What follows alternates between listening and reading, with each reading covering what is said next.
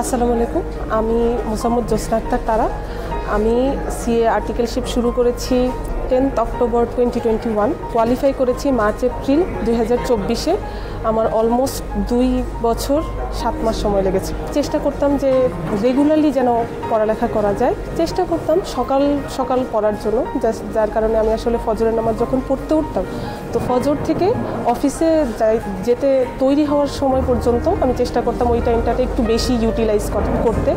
But যদি কোনো দিন না হতো তাহলে আমি চেষ্টা করতাম অফিস থেকে এসে যখন আমরা ক্লাস করব, বা প্রত্যেক সেশনে তো ক্লাস থাকে না, তো ক্লাস করার পর বা ক্লাস করার আগে যতটুকু সময় পাওয়া যায় ততটুকু সময় ইউটিলাইজ করতে।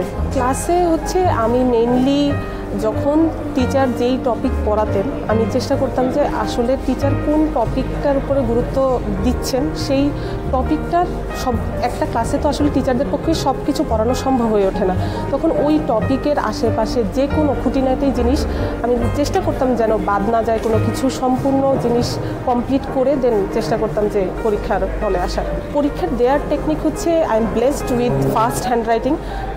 My hand writing is very fast, আলহামদুলিল্লাহ। দ্যাটস ওয়াই আমি কখনো পরীক্ষায় প্রশ্ন শেষ করতে পারিনি, বা আমি পারতাম কিন্তু অ্যান্সার লিখতে পারিনি, এরকম আমার সাথে কখনো হয়নি, আলহামদুলিল্লাহ। বাট অনেকেরই এরকম হয় যে অ্যান্সার করতে পারে না।